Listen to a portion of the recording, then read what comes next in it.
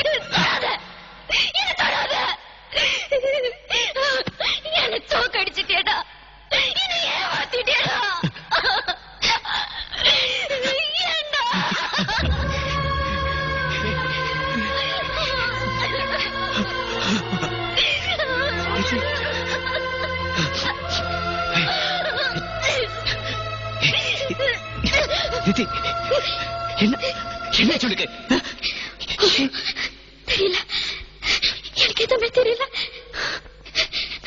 சொல்லு, நான் என்ன பண்ணணும்? சொல்லுடா, இப்ப நான் என்ன பண்ணணும்?